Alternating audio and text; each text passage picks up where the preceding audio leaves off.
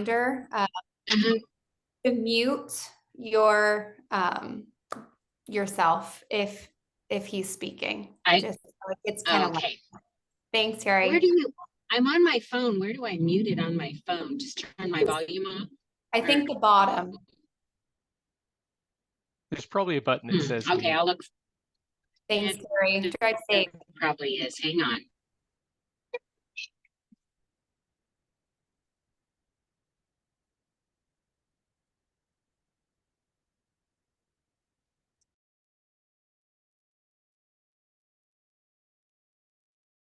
Okay, just another minute here. Thanks, everyone. Can't wait to jump in. Gonna test the chat.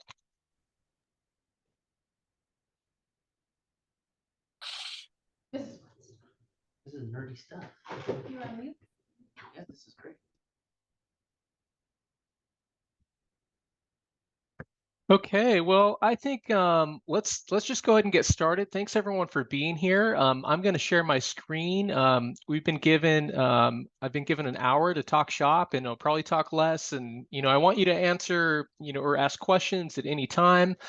I really want you to leave with a sense of what the market is doing and to pick up, just a lot of talking points to share with people and, if you're a realtor here, maybe how to focus business. And I imagine that there's some buyers and sellers on this call just trying to navigate the market. And so, and one thing, okay, let me just make sure. Okay, I'm also in charge of admitting people, and so I'm really trying to pay attention to that too. But feel free to use the chat at any time. This housing market has just been crazy, wouldn't you say? It's been such a wild dynamic over recent years, and we're going to dive in deeply today. I find that there's this battle of narratives going on. I don't know about you, but there's the doom side of housing that says there's nothing but death and destruction ahead. We're all going to die. And I find that every single year, it's like this is going to be the year where prices crash. And so far, that hasn't really happened. And then on the rosy side, like everything is fine. And I kind of want to cut through all of that and get a sense of here's where the market's at. Now, one of the best ways I've heard the market described recently was on my Facebook page when someone said the housing market is like sharing a plate of nachos. The good chips are being picked up quickly while the unappealing ones are being left behind. So wouldn't you agree? I mean, it's like the good stuff goes, right away. Otherwise, if a property is overpriced, it's just sitting. And I see people, Nicole, you had coffee, extra shots of espresso. Molly had coffee. Love that. Fantastic. But really, I'd say this to get a little creepy, that the housing market used to be ultra hot, and now it's just hot. Okay, it's no longer Brad Pitt mid-90s hot. It's more like Brad Pitt today hot. And every time I share this, people are like, "Hey, he's hotter than ever," and this analogy doesn't work. Okay, I get it. But what I'm trying to communicate is that it's no longer 2021, and I want to show you where we're at in the stats. Okay, so one of the X factors, though, did anyone notice what was going on with rates today or yesterday? They really spiked. And I think this is one of those dynamics where we're in a place where the housing market is, it's very sensitive to what happens with rates. I'm going to unpack that for you. Even this morning, the average was 7.37.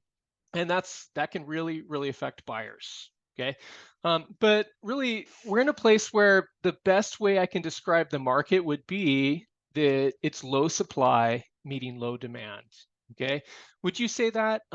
That's what I see constantly in neighborhoods, and people wonder and ask, like, why is it so competitive? And it's because we have a low amount of buyers, but we also have a low amount of sellers. Okay. Some good news on the seller front, which I'm going to share in a moment. But when we look at new listings, let's jump into a bunch of graphs here.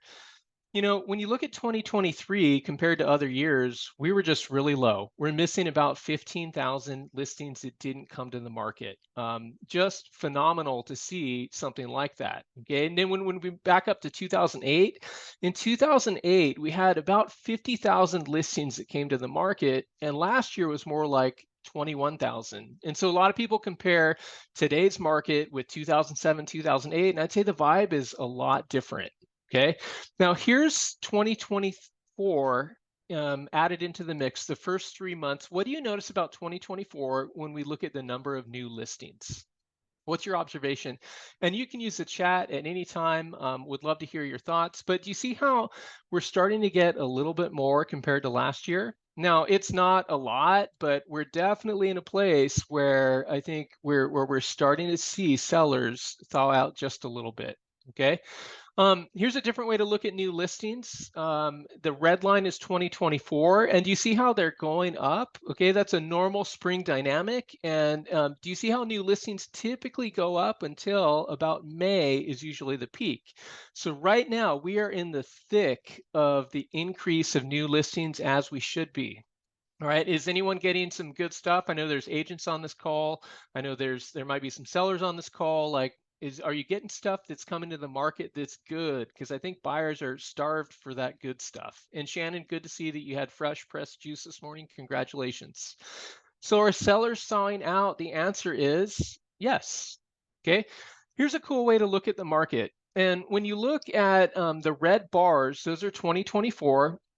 And you could see compared to the black bars 2023 that we're starting to see more new listings every single month. And look at April so far is in progress. And it looks like if this keeps up that we're going to again progress past last year for April. That's really good news. Okay. And I think a lot of people online look at this and say, you know, sellers are in a place where they're rushing the market. There's this tidal wave. I swear it's everyone on social media who's not paying attention to the market, they don't realize how tight it still is, right? Am I right? I think so. And so here's the best way I've come to describe the dynamic.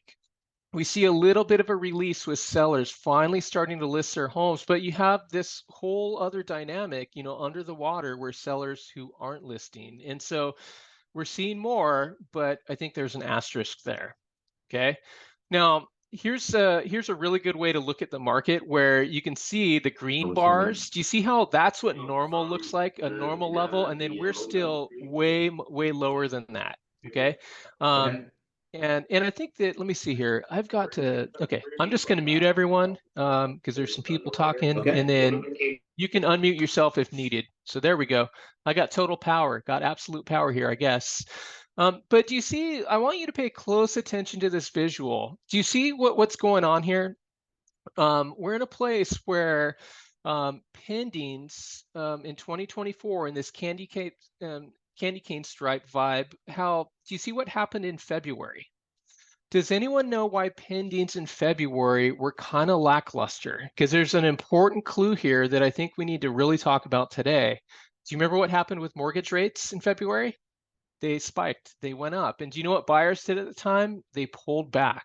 And so right now, really this week, rates have spiked. And do you know what we could expect for buyers? Could very likely pull back a little bit, okay? And do you see what happened in March with the number of pendings? Where we saw pendings recover in March because rates went down. And so it just shows that we're in a very rate sensitive market where the level of rates really matters to consumers, okay? And I'd actually love to hear in the chat, what are you hearing from your buyers and what are you hearing from your sellers? Like, what are they saying about the market right now? I'd love to hear some perspective here.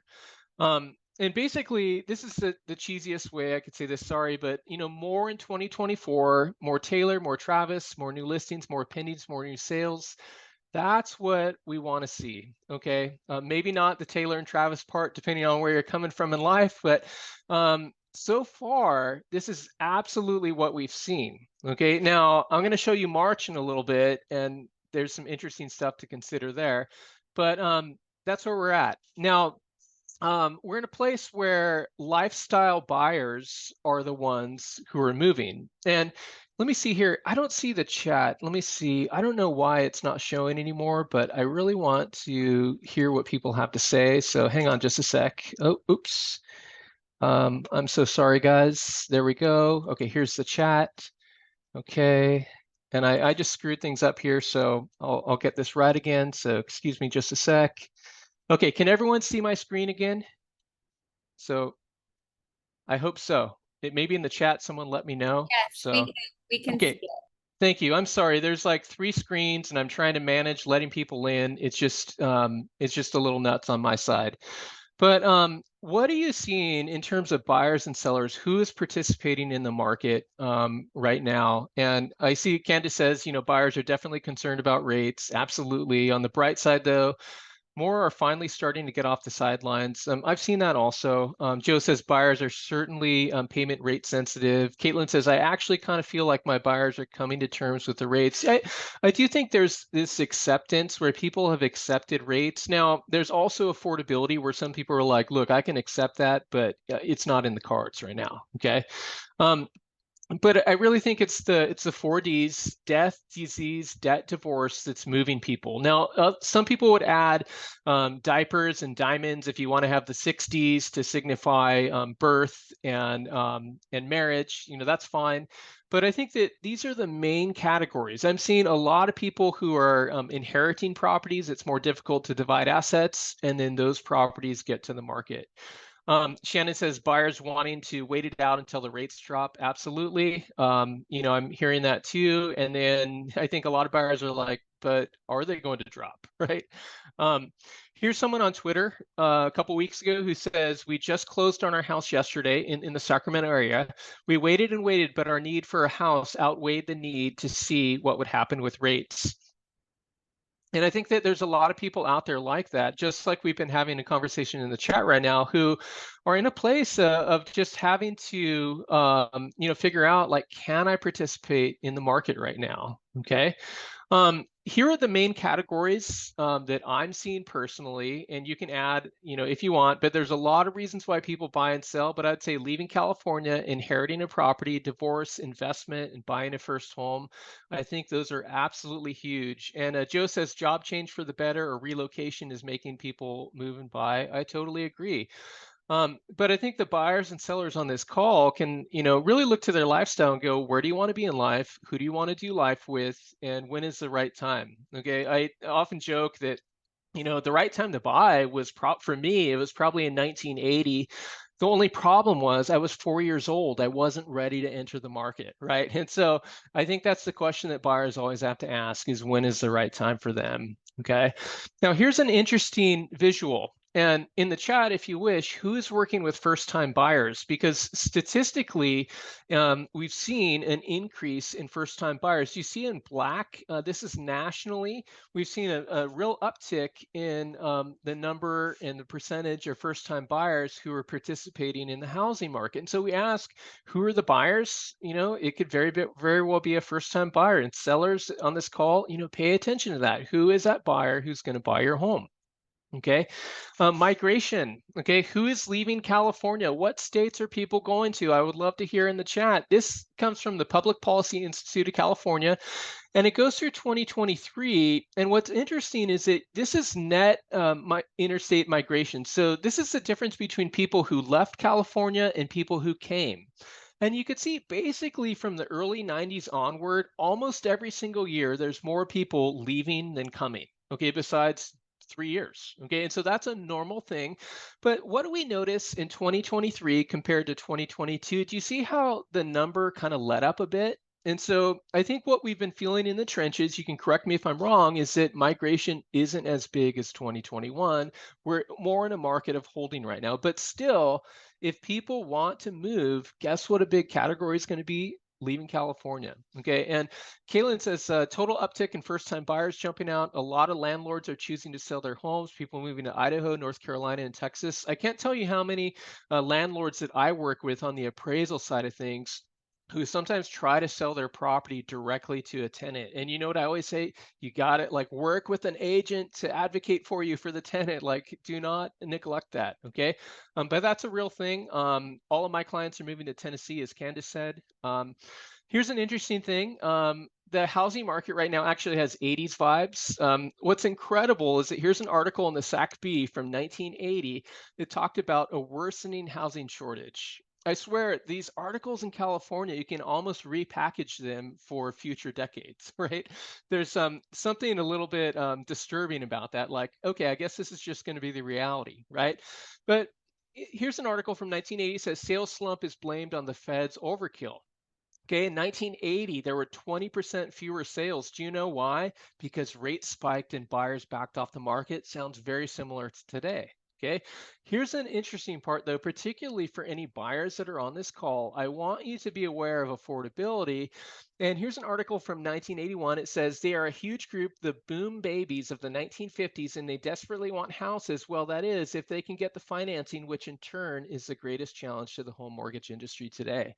I think it's easy to look back in the past and say the baby boomers bought homes for 11 raspberries. And, and I get that. I've seen that viral video. But the reality is that at the time in the early 80s, it wasn't as easy. Okay. I think and today has a lot more challenges, I think. But I think there's some perspective there that's worth looking at. Even I have 2 kids. My kids are Gen Z.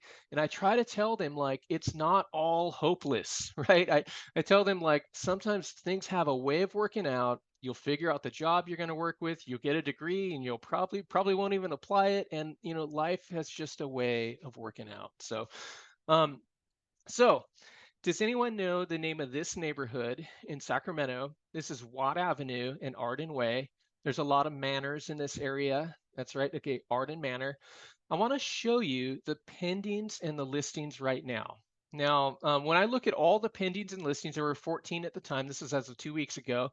And you could see that who is selling, there were 10 investors and there were 4 owner occupied. And so I think in today's market, who has incentive to sell, who has incentive to buy? These are questions that we ask. And for real estate professionals on the call, I think there's some implications for how you're positioning your business, who you're talking to in various neighborhoods, because maybe it's the investor selling, maybe it's the owner occupants. And same thing with on the buy side, pay attention and, this might be meaningful. And so Joe says, I see headlines saying median prices are declining. Do you believe this is not values going down, but more homes in the entry level category being sold? We'll get to some of that. And if I don't fully answer your question, let's revisit that later because I have some stats to share. Okay, good question.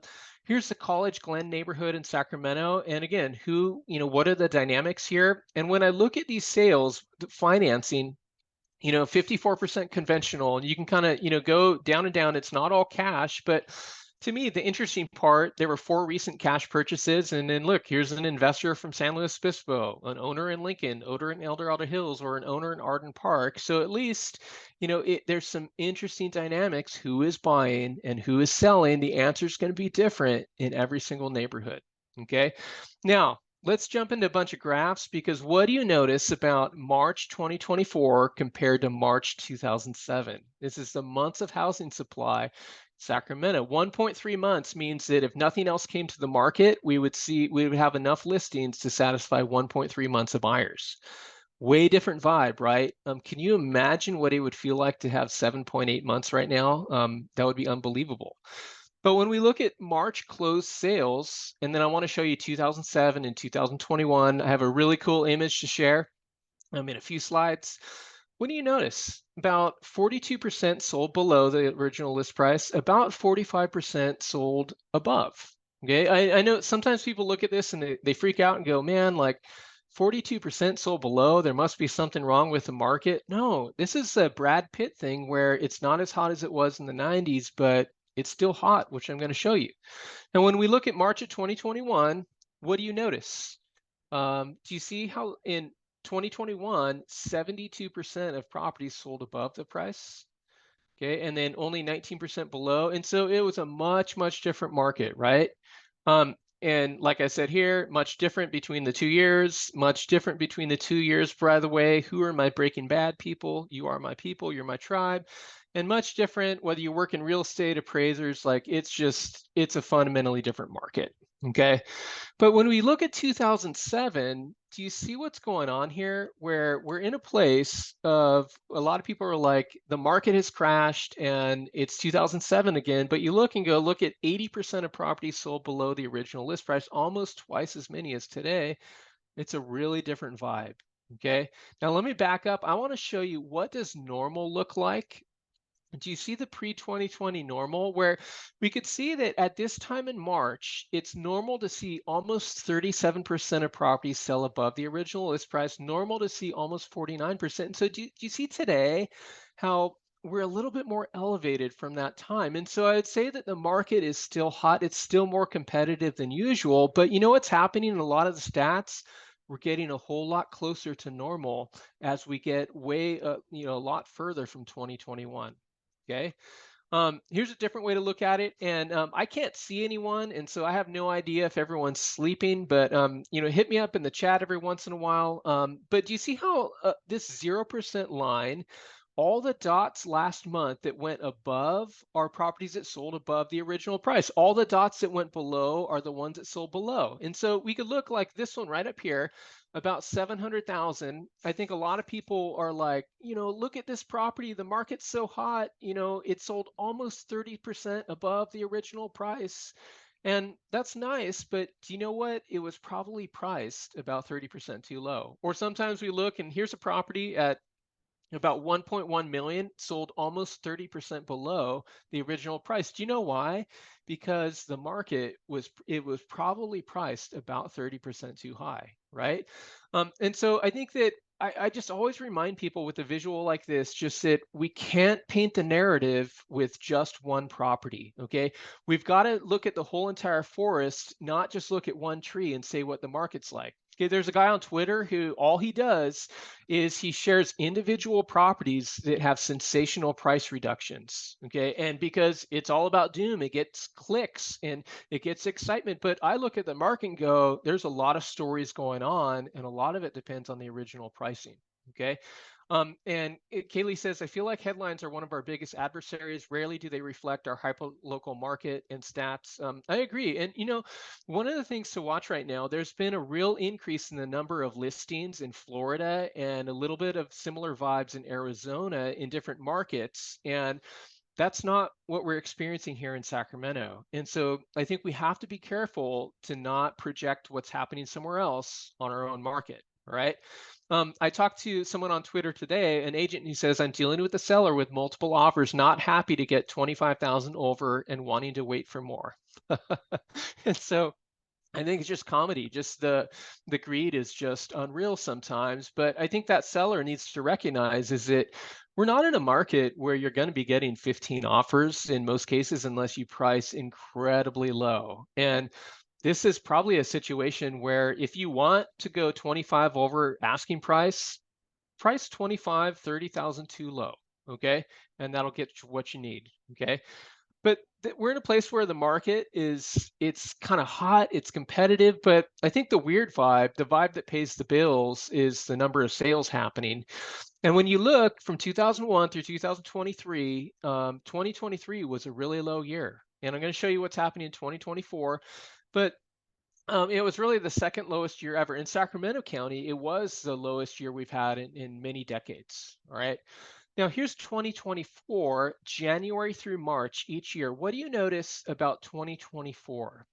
Do you see how, okay, it's one of the lowest years we've had, okay, but it's like slightly above where it was last year. But here's where I want you to give laser focus to this, and I want to give some attention to like what the heck happened in March. Do you see how this year the blue and red, January and February were above last year, but do you see how March was more subdued?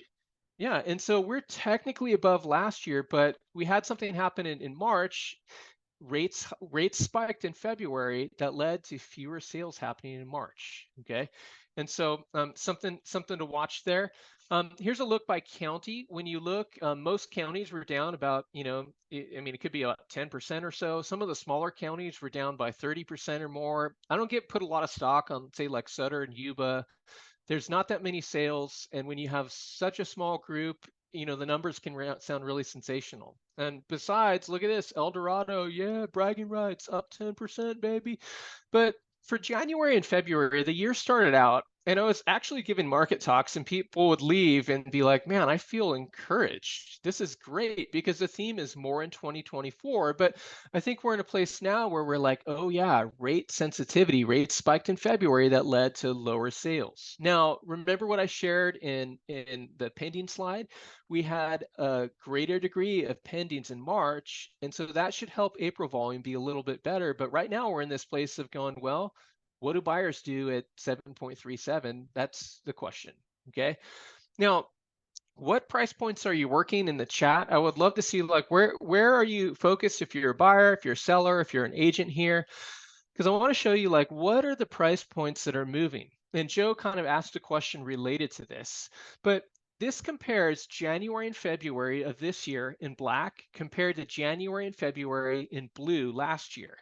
And it kind of shows by price range. And do you see how basically black is like prices went up, and so we're seeing properties at higher prices sell. Okay, and so there's a little bit less at lower prices simply because there are less properties that are selling at that level because prices are higher. Okay, but the interesting thing is that 43% of the market is between 400 and 600,000. And so if you're in a place where that's your focus, like almost half the market is within that price point. And if you're a buyer here, that's why it's so competitive in that price segment. And Kaylin says, so diverse, 550 below and 700 plus. Absolutely. I think on the agent side, it's really good to be diversified. Now, when you think about above $1 million, typically it's about 7 to 8% of the whole market. And so I just always tell people like, look, below $1 million is over 90% of all the volume in the market, but don't sleep on 400 to 600. Okay, I know 400 doesn't really get you anything in Placer. 400 to 500, there's a lot of options in Sacramento. Okay, volume is down, but my spirits are up. That's the motto. Now let me show you some neighborhoods. Okay, does anyone sell in East Sacramento? I know the answer is yes. I've seen some people in the chat. I've seen some of your reels lately. I think I saw something from Kaylin. I think Kimberly is on this call. I saw a really awesome reel. Sorry, Kimberly, I forgot to like heart it. I need to go back and do that. But here's East Sacramento through the years, the number of sales. What do you notice about 2023? Do you see how it's basically the worst year ever, right? And 2024 is just getting started, all right? Here's Land Park. You can see I pulled these fresh as of this morning, and you can see that 2023 was a really low year. And so my advice to people who focus on neighborhoods on the buying side is like, look, there's not that much coming to the market. Your options are limited. But on the agent side, I just say like, diversify your business and know where the volume is moving. And you probably have to have your eggs in a lot of different baskets today. Okay. Here's Sun City, Lincoln. I keep sharing this. Sorry if I'm beating the dead horse if you see me talk about it, but do you see how 2023 actually outpaced 2022? This is extremely rare in our marketplace, okay? And I think this speaks to who is buying and selling. These are buyers who need to downsize, they have incentive to move, and they have cash, okay? 57% of sales in Sun City, Lincoln Hills was cash last year. The highest percentage that I've seen, normally it's like 46, 47 or something, okay? Anyway, Rockland volume was down about 30% last year. Folsom volume was down about 25%. And so, again, we're in a place where the market is not the same in every single location or every single price range. All right. So, something to think about.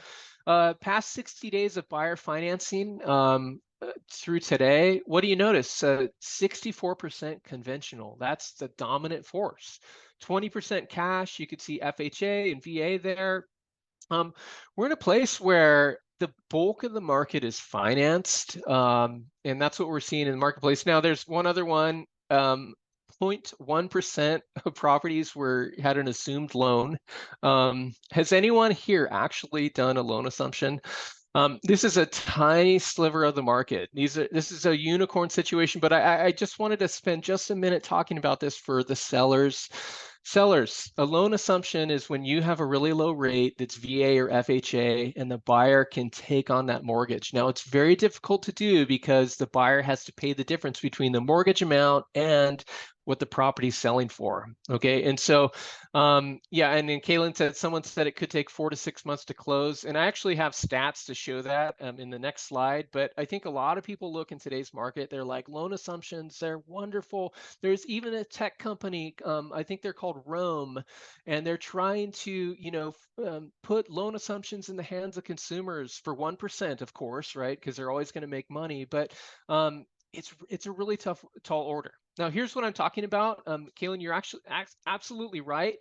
On average, when I looked at loan assumptions from 2023 onward, they took 40 days to get into contract, and then an average of 84 days between contract and closing. And so really an average of 124 days. And so the sellers on this call would need to really look and go, you know, I might be technically in a place where maybe I can market my property for an assumption, but man, it might not even happen. The lender might, after all this time, say we're not going to do it. But you better be in a situation where you might need some time. Okay, very, very sobering. Okay. So how much cash is in the market? Let me show you what's going on with that. Does anything surprise you here? Here's this, as of this morning, we can see 9 different local counties, the percentage of cash in the region. Sacramento about 17%, but you see, look, Placer 25, Nevada 33. Typically, the higher amount, the higher the price, the more cash we tend to see. All right. Now, here's a different way of seeing this. I really like seeing this. The financed purchases. I would actually love to see, for those who work in real estate, make a reel out of this, because I think sometimes we focus so heavily on cash that we're not talking about, like, look in Sacramento, 83% of the market has been financed in 2024. Even in Placer, there's a lot of cash in Placer. 75% of the whole market is financed. Okay, I think that's very powerful. What can we expect in 2024? If you're still with me, here's some thoughts. Here's February to March stats, and we're seeing all the normal things that we would expect to see for the spring. And so I'll have images like this for 9 counties out next week. I have just the region on my blog today, but do you see what we're seeing? An uptick in prices between February and March, and more sales. You're seeing it's taking less time to sell. So these are things that, like, we would all expect to see at this time of year. All right. Multiple offers, the percentage typically peaks in May or April each year. Okay. And so right now we're in a place where we're going to see the percentage of multiple offers peak. Like it could be this month in April, or it could be in May. All right. Let's see, right now in March, about 55% of all sales had multiple offers. And you can kind of see that, like, that's actually higher than it was before 2020. And so again, I said, like, that Brad Pitt analogy, the market is still in a place where it's really competitive. I think some people don't believe that, who are, you know, preaching demise. So the verdict is in. It might be overpriced. If it's overpriced, it's not moving. Let me show you what's going on with days on market in just a sec here. But here's multiple offers in April and beyond. And what do you notice? The percentage of multiple offers. Do you see lower priced areas, more competition? And so the advice that, you know, we'd give to buyers and sellers hinges on, you know, what's happening in this particular neighborhood. Sacramento County, that's like 2 out of 3 pendings had multiple offers. Okay. But basically, like, just about everywhere, it's been pretty competitive. All right. Now here's something interesting. As you could see, the number of offers in pendings since April. And do you see how over the past 10 days, about 40% of pendings have 1 offer? Otherwise, about 60% have 2 or more. But do you see how if I go to 10 offers, like 1% have 10 offers? I feel like we're always talking about getting 10 offers, but it's such a small sliver of the market. And so, but we can see getting 1 to 3 offers is the dominant percentage of the market. All right. Now, what are you seeing with concessions? If anyone's, you know, in the chat, I'd love to hear, like, what are you seeing buyers get for concessions from sellers right now? Because I'd say that concessions have actually been going down, but what could we see? They normally go down in the spring, but what could we see more of with rates 7.37%? Do we think that sellers might need to listen to buyers? I think yes. Okay. Here's an interesting stat. 36.5% of sales that had multiple offers in March, they had concessions also. And so about a third of all these properties that had multiple offers in Sac County, the seller still gave something to the buyer. And so I think that's pretty powerful. And Caitlin says, again, so diverse, 2 offers, same week in different price ranges. One buyer's had 15K, the other buyer had to give their unborn child. Yeah, absolutely. And Kimberly says, just got 11K credit for buyers in Fairfield, same. it's going to be very uneven. That's what I see in stats and neighborhoods. It's not just all one thing, but I think sellers need to be prepared in an environment where rates are increasing. I would say sellers, you better be ready to give something if the market requires you. Okay. Here's an interesting one, and I don't know, I can't see anyone, so I have no idea if like people are like, hey, this is awesome. I can't see your eyes, but these are concessions, the dollar amount of concessions in just Sacramento County, but this is only for properties with multiple offers. And I just wanted to show this point that, you know, even with multiple offers, about a third of the time, 36%, the seller gave something to the buyer. But I talked to an unrealistic seller the other day who was like, they were expecting on the buy side that they would get about 30 grand back from the seller when they go to the buy side. I'm like, that's ridiculous because it just doesn't happen. But you can see in Sac County, look, there's one Lone Ranger that got a $25,000 credit, but look at the bulk of it, you know, around 400,000 to 600,000, you know, there's a lot that get, you know, somewhere under 5K. And then you could see under 10K, there's more, but really, you know, above 10K, it starts to not be that much, especially like above 15 and 20K. And so I think sellers just sometimes need to see stats like this to say, you know, I might need to give something, and if this is what gets the deal done, I've got to commit to it. And here's you know, a 1.275 million for, you know, here's this credit for like $2,000 for whatever the heck that was. Here's, you know, 1.7 million, a 10K credit. Like, I don't know what that was, but it was something that got the deal done, right? Now here's, it's for repairs, I'm sure, absolutely. Usually when I see a credit at 30K or so, it's often for like a roof. It's not just for, you know, closing costs in my experience, especially above $1 million. And Candy says sellers credits can really help with affordability when applied to temporary buy downs. Agreed. And those are things that we want to inform buyers on. How do you navigate this market? It's early 1980s vibes where you're like, man, I want this, but I'm struggling to afford. Like the agents on this call, you are the mouthpiece to walk people through. Now, here's the median price in the Sacramento region in dark blue and California in light blue. What do you notice? Similar vibes through the years, right? And so the dynamic that we're experiencing in Sacramento is very similar to the rest of the state. Here's let's see, median price or average price in blue, median in black, and average price per square foot in red. Do you see how they're all going up, you know, from after January? And so we're in a market where we're seeing prices uptick for the spring. It's not dramatic like it was in 2021, but we're seeing an uptick. But you also see how like we're starting to get closer to where the peak was in May 2022, right? Through today anyway. Now here's a visual from January 2004 onward, and every year, do you see that black bar? That's January, and we're in a place where, do you see how every year how prices typically go up after January? And that's the exact vibe we're experiencing. I would say normal seasonality, nothing crazy, right? Is that what you're experiencing in the trenches? Like, okay, not massive price appreciation, but just a little bit. That's kind of what I'm seeing on my side statistically and the appraisal side of things, okay?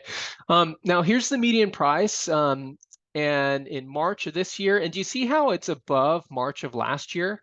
By a pretty good chunk. Now, remember last year was kind of subdued. We had a really dark fall season. And so it gets to be an awkward comparison. But have you noticed when you pull comps from 1 year ago, they're probably higher, okay? But have you also noticed if you're pulling comps and looking at 2022, they might still be lower, okay? Now, the median price isn't the perfect way to see the market. I'm just saying that in so many cases, this is what I'm seeing in neighborhoods where, you know, there was this huge decline after 2022 and then a rebound, and we're not quite back to the very peak, okay? And so we'll see what happens ahead, especially with rates going up. That could put some downward pressure on prices if we start to get more supply, okay? But when you look 1 year ago, we're up about 5 to 7%. And, you know, that makes sense when you look at a visual like this. And, you know, you can look at all of these, like we have more supply. It's actually taking less time to sell today. There's a lot of things that, you know, we could look at, okay? Now here's 9 counties from 2018. And I love looking at the market like this. You know, all these counties are so different, but do you see how all these counties have been moving and it's like an orchestra together and the music is happening, all ships rise and fall with the tide. And here's all 9 counties from 2012 onward. Do we see how they're all basically doing the same thing? Okay. If you're looking at housing data for a county like Yuba, Sutter, Yolo, or even Placer, sometimes it's really tough to see where the market's at just because there's not enough sales. But I just say pay attention to other counties, pay attention to Sacramento. Very, very important. Okay, here's Sacramento and San Joaquin since 1991. Do you notice what's happening? Yeah, very similar, right? Let me add Placer into the mix, and Placer's above. Do you know that homes on average are about 400 to 600 square feet larger in Placer every month in Sacramento? So we wonder that's one reason why prices are higher. Here's California, and then in gray, and then here's San Francisco. Like, holy heck, what is going on here? Hey, the best time you should have bought in San Francisco, you should have bought in the early 90s, okay? I know some people on this call weren't born. I was in high school. It wasn't the right time, right? But I think a lot of people, and I'm going to start to wind things down. I want to talk about prices and a couple other things, and then we'll end this sucker. But a lot of people are looking and they're in this place where, okay, prices are going to crash. They're going to go down. And it's this moment in the movie Braveheart, hold, hold, hold. If you know what I'm talking about. If you don't, you have to watch it on Netflix. But we're in a place where you look at prices from 1975 onward. Here's a Freddie Mac price index. And do you see how it's sort of gone up and down, up and down? Absolutely. And so I think we're in a place where, and let me adjust this for inflation. Do you see how it's like these up and down cycles? Yeah. And look at 2019. It looked like the market was starting to turn over, right?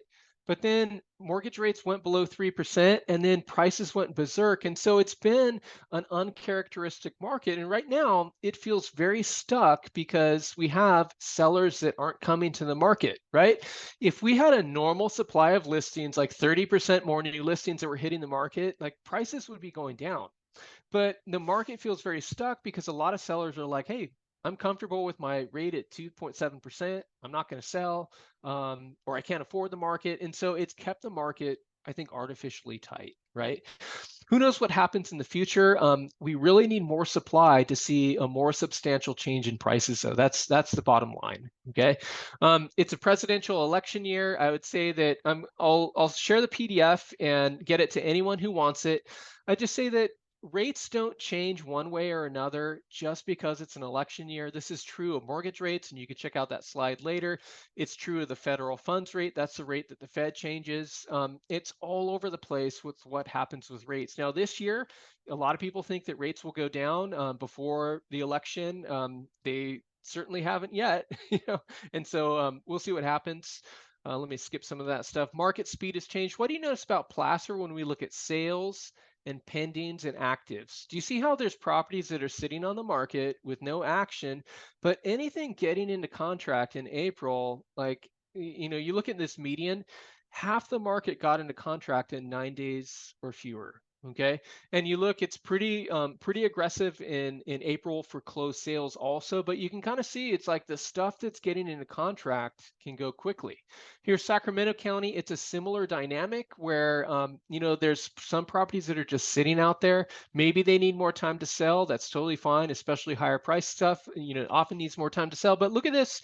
Anything that's getting in like half the market, 8 days or fewer in April, like basically a week. Okay, but otherwise I tell sellers, like, look, you might be spending a few weeks on the market pretty easily. Look at Placer. You might be spending about a month on the market on average because it's no longer 2021 where everything is going in a week. Okay, I'm going to skip through some of this. You'll check that out later. But this is what buyers would look like when rates do eventually go down. Unfortunately, they just haven't gotten to taste that. I think buyers are really hungry for that. And, maybe they will eventually. Okay.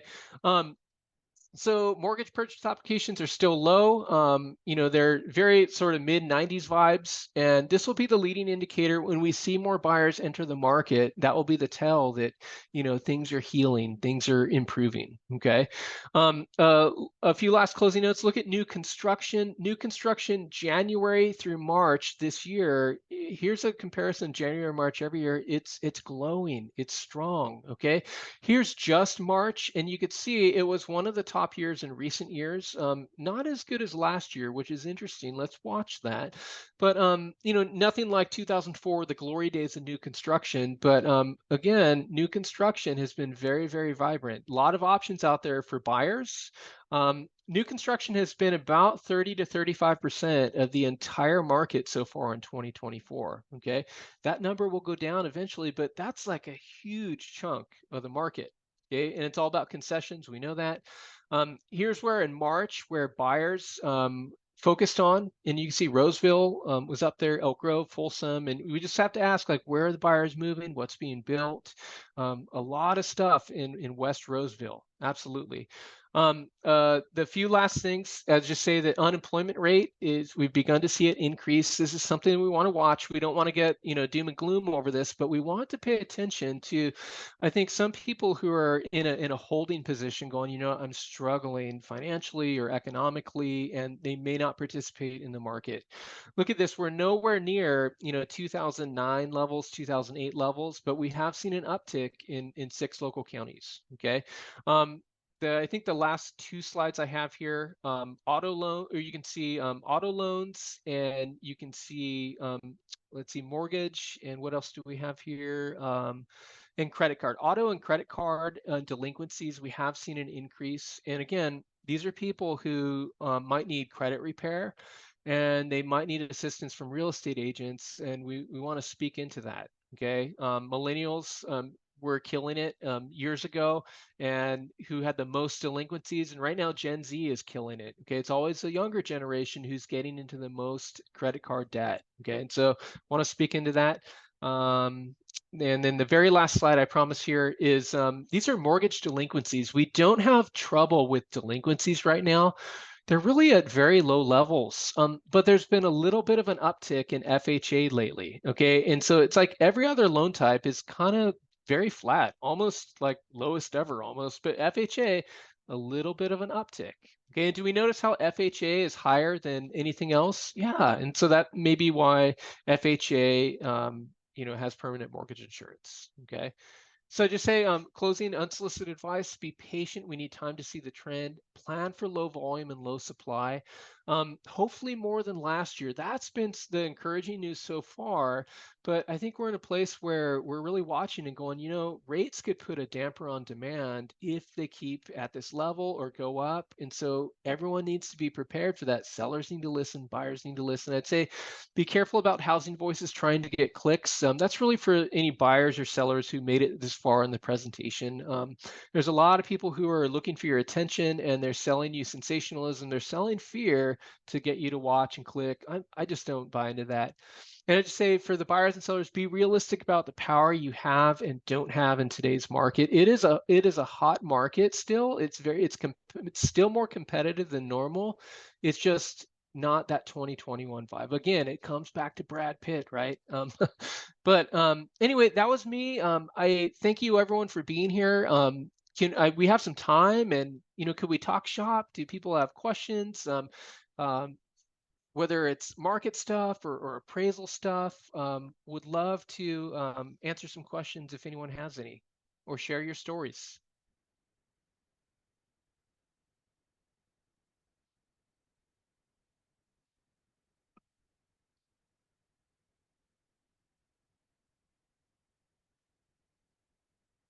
I'm going to, and you could, let's see here. Everyone don't speak at once. Ryan, question for you. We've all seen those memes where, one person's running and then next to them is like the 8% rate, right? And then it drops to 7.5%. You see a few more people enter. And then, by the time it gets to 5, everyone's full blown sprinting. Do you have any statistics that kind of show maybe potential buyers or sellers, that whenever rates drop, how many buyers tend to enter the market? There's a stat going around that talks about, I mean, something like 1 million extra buyers when, when it's a full percentage, 1 point. And so that's probably accurate. But I'd say this is that builders have given us a clue into where there would be an inflection point. Okay, builders who are buying down rates, at least before this week, it's been usually somewhere around 4.99, maybe to 5.0, right? And so I think they've tested the market that's sort of the go point, but at the same time, builders are also offering a lot of extra concessions. And so it's not just like rates at 5.5% or 5 that, makes people go. But I do think that that's sort of, a huge jumping in point. It's just, I mean, that seems like unrealistic to even think that we'd even be there. Any time in the immediate future at all, just because of inflation. But I'd say that there's a lot of people who are sidelined, and we don't fully know yet how many people simply are just going to wait it out. I'd say for me, my wife, we refied into a 15-year 4 years ago, and the more we pay off our mortgage, the more likely I'm going to be like, I'm never moving, right? And so the question is, how many people are out there like me? I would guess that there's a good chunk, but here's the thing, we never know what life will bring, and lifestyle is the ultimate motivator and the ultimate mover for people to get out there in the market. And so, when tragedy happens, or family situations change, or kids grow up, they move out, downsize. I mean, there's just a lot of reasons why I think people will enter the market. As more and more time goes on, then people are like, man, I feel so stuck here. I'm going to have to bite the bullet at some point if they can. So absolutely. And then I think we got, let's see, Caitlin says, I'm seeing houses that are priced right, show amazingly, and are clean are the ones getting the multiple offers and flying off the market. I totally agree. And I think that speaks to the psyche of buyers and sensitivity, because if buyers are looking at rates today, they are committed to the market, where like, this how much it's going to cost me. It might even be more than rent, and I'm committed to this. Then they're going to be patient for the right house. But when they find that house, they're going to pounce on it. And so there's, really, really big demand there. And I'd say this has a lot to do with agents, sellers who are working with the knowledge of trends in the market. You talk, so thanks for the kind words. I appreciate that. Let's see, there's an automated message there.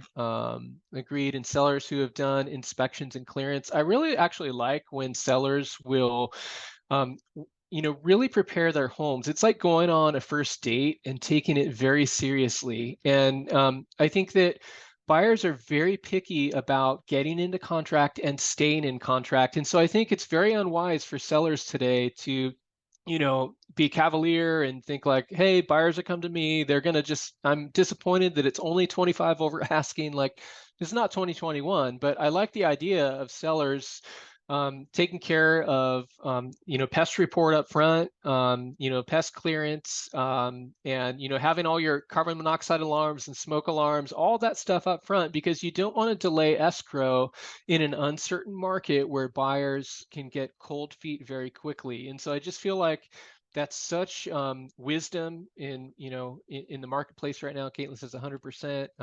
Absolutely. I'm seeing huge demand also for accessory dwellings all over the place. Not always, people aren't always happy with what they appraise for, but seeing that. Anything else? Any market insights, things on people's minds, how stuff is going? Do you have any stats on how many buyers are falling out of escrow? I don't. Altos Research has a statistic for properties that have been relisted, and I'll just look it up right now. And for instance, in Sacramento County, let's see, relisted would be, and these are properties that probably fell out and got relisted. I mean, it's really small. It's like the 90-day average is 8%, 7-day average is 6%. And so if they are falling out and relisting, it's a pretty minor sliver of the market. But again, like, I think that those properties that aren't pristine, anything can happen in that transaction. And so people really, really need to be prepared. absolutely. So, but yeah, anything else?